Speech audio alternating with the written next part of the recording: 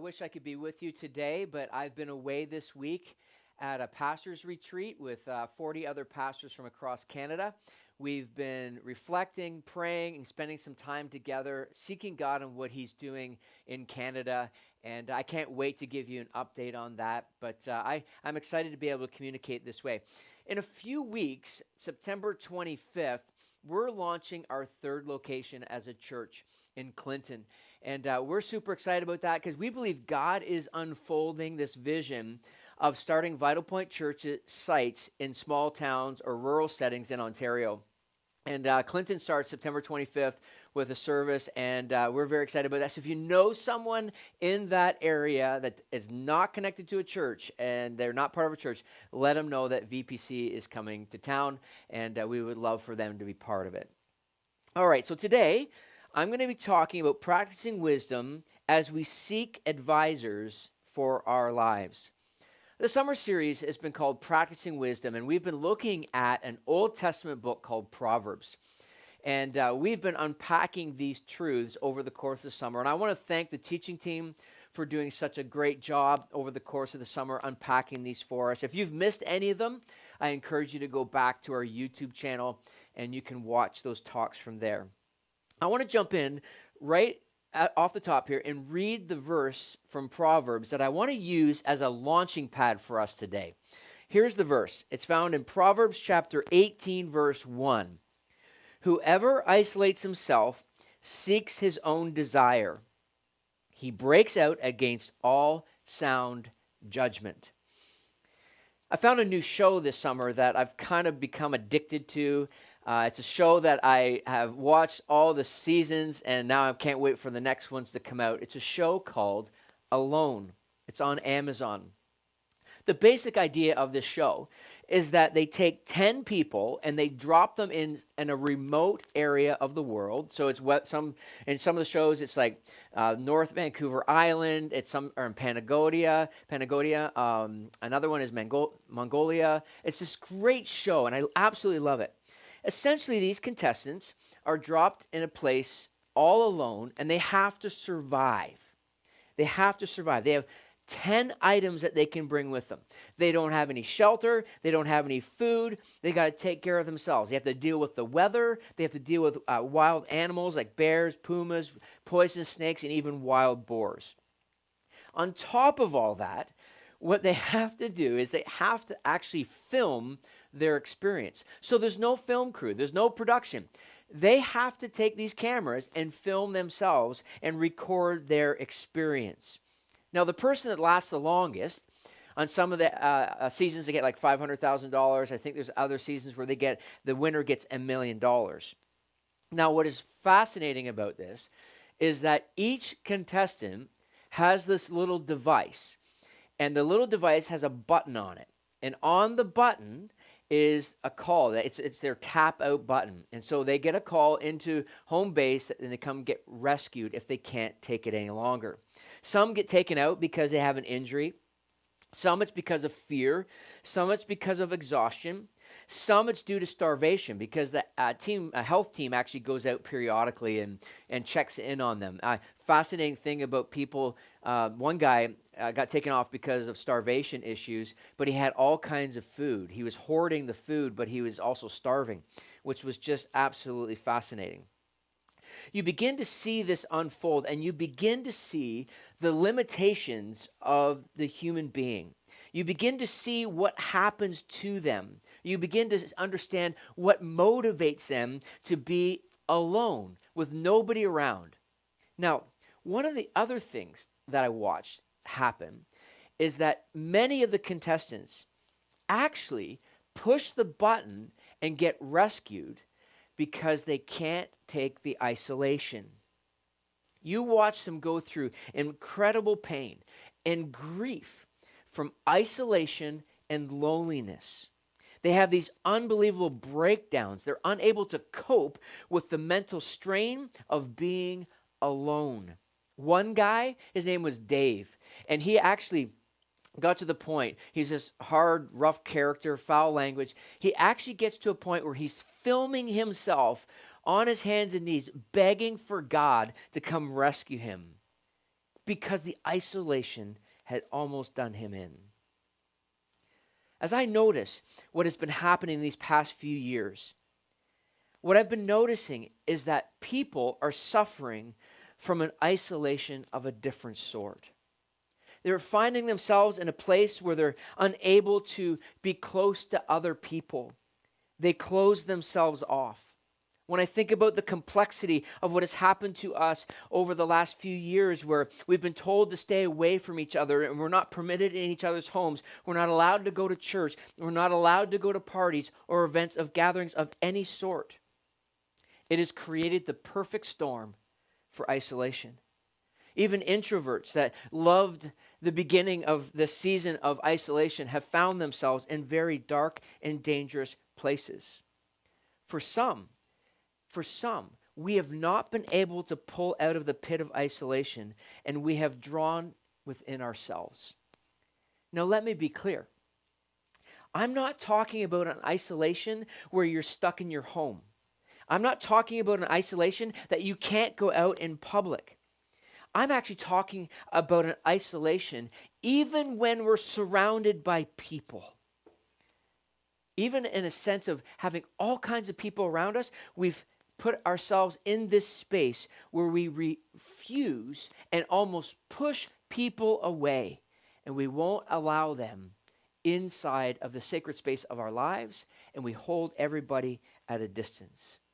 No, we recognize this. We understand that sometimes this happens because maybe we've been hurt in the past, or something happened in the last few years, and you just do this because you're trying to manage forms of anxiety and maybe forms of worry. Or maybe you do this because you just know this is the only way that you can protect yourself, and you've begun to believe the lies that you've been telling yourself. See, the concern I have, and this is a warning right now, when we intentionally isolate ourselves or even drift towards isolation, we become a prime target for the enemy of our souls. And oftentimes we can become our own worst enemies in the midst of isolation. Let me unpack that. 1 Peter chapter 5, verse 8. It says, "Be sober-minded, be watchful. Your adversary, the devil, prowls around like a roaring lion, seeking someone to devour." I don't know if you've ever watched any of the National Geographic shows or these wilderness shows on maybe Netflix or Prime or whatever. But I sometimes will watch these, and I got captured by one that followed a herd of wildebeest. I don't know if you've ever seen these shows. And it's amazing to watch how they migrate and how they feed and how they take care of each other. Inevitably, what do? They actually show a moment when a lion or two hunts down a wildebeest. Now, think about it. Which one of the wildebeest do they often attack first? It's the wildebeest that is isolated from the herd. Why? Because it's an easy target. I don't think I need to land this point by dropping a mic, because I think you're picking up what I'm putting down. We understand that in our isolation, it is possible that the enemy is the one that's actually devouring us in the midst of our isolation, and we don't even know it or understand it. The word devour is very interesting in the original language. It actually means to swallow up. The enemy, roaming around like a lion, the enemy, the devil, and we talked about this last week in David Campbell's talk. He said, I hope you believe in the devil, because the greatest lie he'd tell you is that he doesn't exist. He does exist. His plan is to swallow you up in your isolation, to keep you trapped in that space, to make you believe some of the lies that you have been telling yourself. See, I hear this periodically from people, that periodically people are believing the lies that they begin telling themselves in isolation. Or some who would say, and I'm going to very cautiously go into this space, but some are believing that staying at home, watching church online is actually church. And I would say, be cautious of that. And I recognize that church online for Vital Point Church is a thing. We've been online long before the last couple of years. And we recognize how important it is as a supplementary piece for you. Or maybe you're trying to tell your friends about Vital Point and you can share those things. Or maybe you live at a distance and you dial in with Vital Point. But we understand that church is about a sense of community. The enemy would love for you to stay in that isolation. Or fan the flames of doubt and fear, or the need to control, or the desire simply for comfort and ease. He'll make us believe these lies, even the lies of you can't trust anybody anymore, or the lie of do what makes you happy, follow your desires. See, isolation leaves you vulnerable to the attack of the enemy. As you can imagine, over the past few years, I've had unbelievable conversations with people. I've had unbelievable conversations of trying to help people see that in their personal bubble of isolation, the enemy has been attacking them.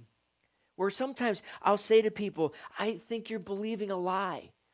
You might look back in a few years at this choice, at this decision, and you will recognize that the enemy actually had his fangs in you and his claws in you, and you were being pulled down. See, I think we need to be aware.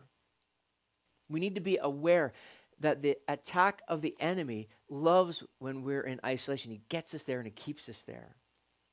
There's a large group of people within the large church at general, so the large C church, not just a small C church like local expressions. But there's a lot of people that are doing this thing called deconstructing their faith. I've talked about it periodically over the past year. There's lots of books on it, podcasts on it. There have been parts of the Christian faith where people have been taking their experiences and their understanding of faith, and they're pulling it apart and they're examining it. Now, I need to say this. There are some of us that it is important that we enter into a process of deconstructing parts of our understanding of faith. I think that that's what makes faith exciting, is that we can examine things, we can look at things and pull it apart for a deeper understanding. Like in the mid-90s, Desiree and I actually did this in our faith. I was a youth pastor, and I had a horrible experience in my first church that I was a pastor at. And when that thing all unfolded, we spent a number of months deconstructing our understanding of our faith, our understanding of church. And to be honest with you, we came very close to walking away from our faith and walking away from church. But we understood the process. Millions and millions of previously committed followers of Jesus right now are abandoning their faith for the things of this world. And here's the reason why it's happening. Deconstructing faith in isolation leads to a disordered desire and dysfunctional judgment. I need to say that again. Deconstructing faith in isolation leads to disordered desire and dysfunctional judgment. Then that leads to faulty thinking about God, the Bible, faith, and even church, because we get pulled apart by our own desires. If you need to deconstruct your faith, don't do it in isolation. Do it in community. Realize it is something that can bring you to a deeper commitment to Jesus. See, that when you look at your life and you look at this verse of isolation and desire and being pulled apart and bad judgment, we need to understand that desire in of itself is not wrong. God has created us to desire things. When you think about when you're hungry, you desire food and nourishment for your body. When a baby is born, they desire to be fed. You desire to create change in your life at times. You look at your health patterns and your eating patterns, or you look at exercise, or you look at the trajectory of your life. There's desire placed within us where we make changes. It pulls us towards our dreams and our passions. We think about desire as it relates to sex, love, and friendship. Desire is given to us by God. But here's the problem. If we do not take our desire and place it under the submission of God, our faulty, disordered desire brings ruin to our lives. Disordered desire, when it creeps in, creates more chaos and confusion in our lives. He actually says it. The author of Proverbs 18, verse 1, he says, he breaks out against all sound judgment. You likely know somebody right now that has seemingly gone sideways, and you cannot figure it out. What you must understand, and maybe you're thinking about your own life right now, you look at it from a perspective of, I have disordered desires driven by self. See, our desires need to be placed under the rule and submission of Jesus. And as we do that, we're less likely to bring chaos and confusion and mess into our lives. The Bible is so clear on this. Out of our own selfishness, out of our own broken desires called sin, we often bring about more pain and chaos and confusion in our lives. Our own desires outside the submission to Jesus, out from under the submission of Jesus, will often bring more pain in our lives. And we can see it. We understand it. We know this. I don't have to explain this at great depth. You can look at your life and you see this. I was talking with some friends about this, and we were talking about the subject of alcohol, and it was interesting. Alcohol abuse is skyrocketing right now in our culture.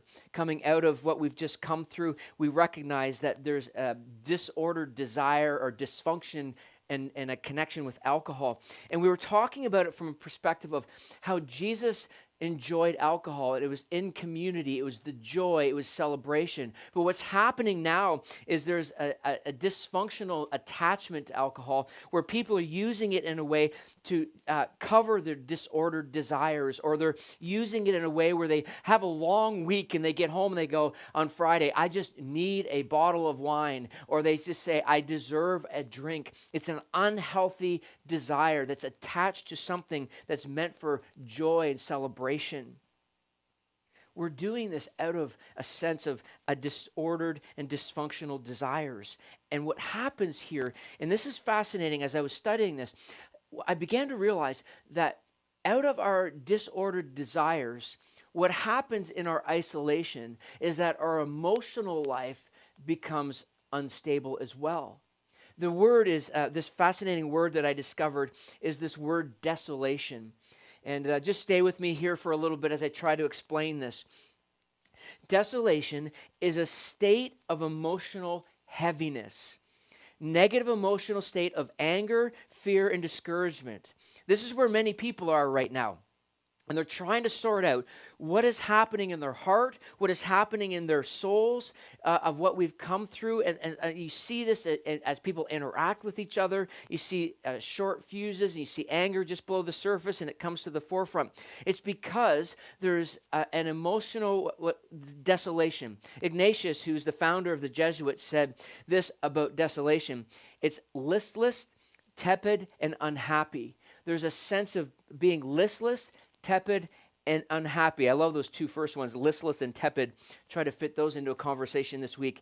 But we're living in this state. See, right now, if you're wondering if you're in this emotional state of desolation and sense of isolation, if you've set up for like a Friday night get together with some friends, and like 2 hours before they call you and say, hey, listen, we got to cancel. And inside you're like, yes, because I didn't want to go. I wanted to stay home. It is possible that you're still in a bit of that state of emotional instability because of the desolation of what has been happening, and the discouragement, the anxiety, and the worry are all rising up within inside of us. See, isolation creates a disordered desire which impacts our inner world, which again goes back to when the enemy is like a lion seeking whom he may devour. It brings us to that place where we recognize that there's something else going on here. John Eldredge, who's a therapist and an author, has even taken it a little step farther, which piqued my interest, and it might you as well. He can't wait to see the studies of the impact of extended mask wearing. I was like, whoa, I want to listen to this. He actually said there's an emotional brokenness that is happening in our world due to extended mask wearing. And what he means by this is that he takes us to this place where many of us understand that when someone is wearing a mask, we've always been sort of taught that that person is a bad guy, they're a bank robber, or they're a terrorist. And he says, part of the reason why we can't trust people these days is because of an extended, lengthy period of time of wearing masks. Now, I understand the reasons. Don't email me and say I'm anti. No, I'm just saying I'm giving you what John Eldredge has talked about, which I find absolutely fascinating. Now, isolation, disordered desires, and our brokenness, desolation. But I also think I got to talk about Jesus, because Jesus actually addresses some of this as well, because he recognizes that in our lives, there is going to be burdens, there is going to be pain, there is going to be struggles. And I was thinking about this. There's a section of one of the Gospels, Luke, that has caught my attention. I want to read this verse for you. Luke chapter 21, verse 34. He says, "But watch yourself, lest your hearts be weighed down with dissipation and drunkenness and cares of this life, and that day come upon you suddenly like a trap." And then Jesus goes on to say, and he prays that we would have the strength to escape the traps that are set for us. I think we're kind of picking up some of the vibes of the trap that are set for us. Now, it is possible that many will struggle under the weight and the heaviness of life and the disordered desires and will fall for the trap. He uses the word dissipation here. Dissipation is the wasteful lifestyle. It's the squandering of what you have. It is self-indulgence in another way. So we would look at someone maybe who wins the lottery, that wins all millions and millions of dollars, and before you know it, their life is in ruin, and because of disordered desires, they have just squandered everything. Or an athlete who is a multimillionaire, plays football, and before you know it, they're bankrupt. The self-indulgent lifestyle, out of the disordered desires, puts a weight on us, and he uses this word dissipation. And Jesus says, listen, you need to pay attention to this. Watch for this. Be aware, because these things will crush you. And he says, we need to watch out for that. So you now are waving the flag, the white flag of surrender, because I've been just pouring it on about isolation and all that. So what do we do with this? You're like, okay, Ron, help me. Help me find some ground to stand on. Here's what I want to say to you. I got a couple things to say to you, not just one. I got a couple. So Proverbs 15:22. Without counsel, plans fail, but with many advisors, they succeed. Here's what I suggest. We need to find a way to trust one another again by seeking wise advisors. By seeking wise advisors. Without counsel, plans fail, but with many advisors, they succeed. When you can find an advisor to do this for you, what you can do is you can discern the plans that you have, because an advisor will ask you wise questions to help you discern in the midst of maybe a disordered desire syndrome. I don't think it's a real thing. I just made it up. Disordered desire syndrome. So let's play this out. Let's pretend that you are looking around your house and you're thinking it's not big enough, it's not nice enough, it's not fancy enough, and you need a bigger house. Okay? Simple little scenario. I get it. I've been there and felt that. Now, an advisor that you are beginning to learn to trust can ask you the tough questions. Are you doing this because your friends all have bigger, nicer houses? Are you trying to uphold some sort of image that you look successful? Are you believing what culture tells you, that your kids all need their own room? Which is not the case for, I just don't have that same agreement. Will it make a difference in your ability to continue to be generous to the things of God?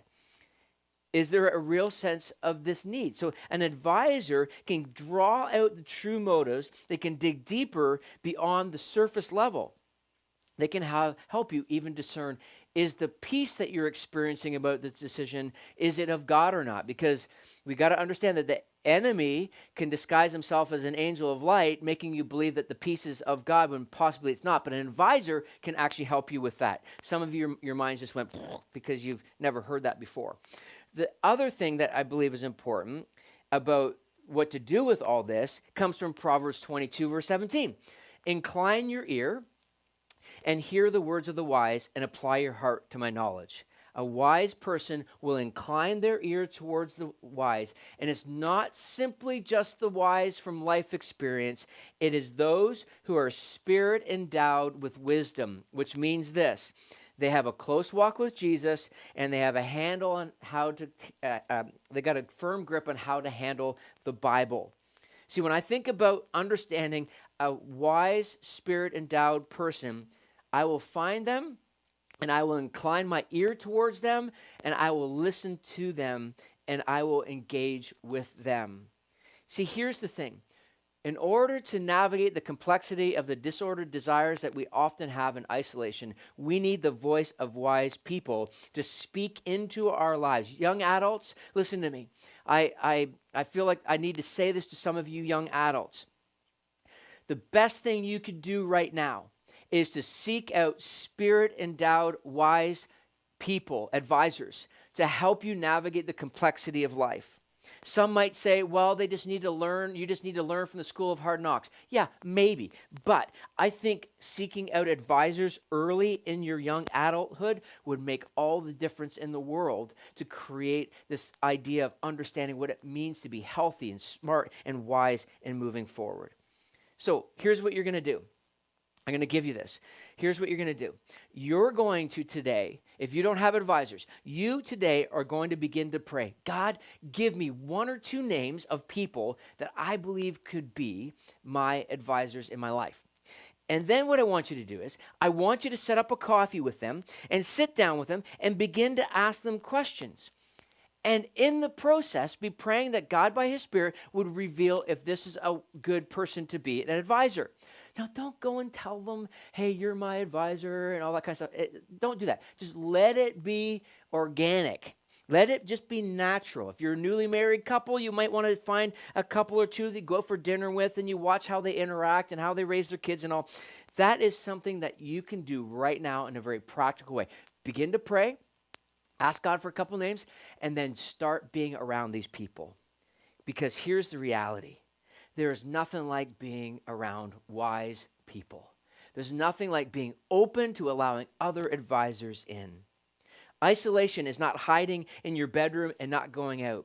Isolation is a condition of keeping people out and not allowing people to speak into your life.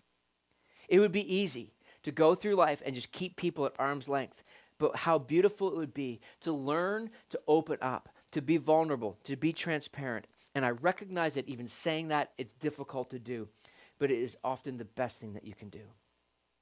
One day, Jesus stood in front of a tomb of his friend Lazarus. Lazarus had been dead for a few days. Jesus calls his name, and he walks out of the tomb. The power of Jesus' name, he comes from the dead to life. That's what Jesus does. He brings us from death to life again. But look what happened after Lazarus rose from the dead. Look what it says in John 11:44. The man who had died came out, his hands and his feet bound with linen strips, and his face wrapped with a cloth. Jesus said to them, unbind him and let him go. See, here's the thing. I have a real sense, as I've been studying and praying over this message, that there are some of us that are living in the chains and the bondage of unwise choices and decisions, and you don't see a way out. You're looking at your life right now, and you're going, Ron, I've made a flaming mess of my life, and I don't know what to do. Here's what you do. You actually go to Jesus and say, I feel dead in these chains, in the bondage. I feel like I'm wrapped up like Lazarus, and Jesus, in your name, I want to be free. I want to find that grace and that love that you extend to me in relationship with you. But then here's also what happens, is that in the process of your new life coming into the freshness and the vibrancy of that walk with Jesus, Jesus, in his name, will bring people into your life that will help you unbind from the strips that have got you bound. Wouldn't it be amazing today if you were to take a step towards Jesus, begin to open yourself up to wise advisors, and learn what does it mean to live out a faith that is alive and vibrant today? Because that is what Jesus wants for you, and that's what this church so desperately wants for you as well.